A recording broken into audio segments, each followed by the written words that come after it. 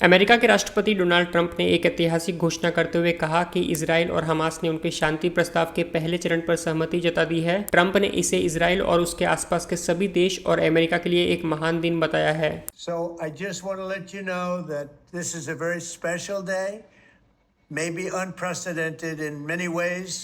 It is unprecedented, but thank you all, and thank you all to those great countries that helped. अमेरिकी राष्ट्रपति Donald Trump ने गुरुवार को कहा कि इजरायल और हमास उनकी गाजा शांति की योजना के पहले चरण पर सहमत हो गए हैं। दोनों ने इस पर साइन कर दिया है। ट्रंप ने इस 2 साल से चल रहे युद्ध को समाप्त करने के लिए एक ऐतिहासिक कदम बताया है। अब फिलिस्तीन उग्रवादी समूह हमास के सभी बंधकों को रिहा करेगी, जबकि इजरायल अपनी सेना को एक सहमत लाइन पर पीछे बुला लेगा। खास बात यह है कि ट्रंप ने जब यह ऐलान किया है उसके एक दिन बाद यानी शुक्रवार को ही शांति के नोबेल पुरस्कार की घोषणा होनी है। यह बात किसी से छिप नहीं रही है कि खुद को बार बार शांति दूत दिखाने वाले ट्रंप की दिल की ख्वाहिश है कि उन्हें किसी तरह एक बार शांति का नोबेल मिल जाए। कई बार वो इसके लिए झूठे दावे करते हैं, जैसे उन्होंने भारत और पाकिस्तान के सीज फायर कराने का झूठा श्रेय खुद को दर्जनों बार दिया है। सवाल है कि क्या गाजा में शांति के सफर में पहला पड़ाव पार करने के बाद ट्रंप को उनकी अहम भूमिका के लिए इस बार का नोबेल मिलेगा? अब पासा पलटना बहुत मुश्किल है। पहली बात तो अभी तक गाजा में शांति आई नहीं है, ना सीज फायर पर मुहर लगा है। ट्रंप के शांति प्लान के पहले फेज पर अभी तक सिर्फ सहमति बनी है। अब देखना होगा कि हमास बंधकों को रिहा करने में और इजरायल अपनी सेना को पीछे हटाने में कितना वक्त लेता है। माना जा रहा है कि इसमें 48 घंटे तक का समय लग सकता है।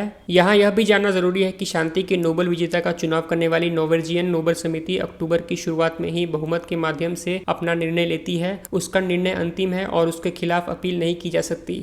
यानी अब तक तो उसने अपना विजेता चुन भी लिया होगा। मैं दुनिया का सबसे बड़ा शांति दूत हूँ और मुझे ही शांति का नोबेल पुरस्कार मिलना चाहिए। अमेरिका के राष्ट्रपति डोनाल्ड ट्रंप चाहे जितनी बार भी घुमा फिरा कर यह बोल लें, लेकिन एक चीज जो लगभग तय मानी जा रही है, उन्हें इस साल शांति का नोबेल पुरस्कार तो नहीं मिलेगा। हालांकि हर साल की तरह इस साल भी यह सस्पेंस बना हुआ है कि यह पुरस्कार किसकी झोली में गिरेगा। नॉर्वे की राजधानी ओस्लो में स्थित नॉर्वेजियन नोबेल समिति 10 अक्टूबर को विजेता की घोषणा करके इस सस्पेंस को समाप्त करेगी। ट्रंप ने बार बार झूठा दावा किया है कि वह 8 जंग को सुलझाने के लिए इस पुरस्कार के हकदार हैं। झूठा इसीलिए क्योंकि कम से कम भारत और पाकिस्तान के संघर्ष में सीज फायर कराने को लेकर उन्होंने सफेद झूठ बोला ही है। वैसे भी विशेषज्ञों का अनुमान है कि वह इस पुरस्कार के लिए समिति की पसंद नहीं होंगे। कई एक्सपर्ट ट्रंप के शांति दूत के दावे को बढ़ा चढ़ाकर कहा हुआ मानते हैं और उनकी अमेरिका फर्स्ट नीतियों के परिणामों पर चिंता जताते हैं। ओस्लो के पीस रिसर्च इंस्टीट्यूट की प्रमुख नीना ग्रेगर ने कहा, गाजा के लिए शांति स्थापित करने की कोशिश के अलावा हमने ऐसी नीतियां देखी है जो वास्तव में नोबेल के इरादे और वसीयत में लिखी गई बातों के खिलाफ जाती है। विशेष रूप से अंतर्राष्ट्रीय सहयोग,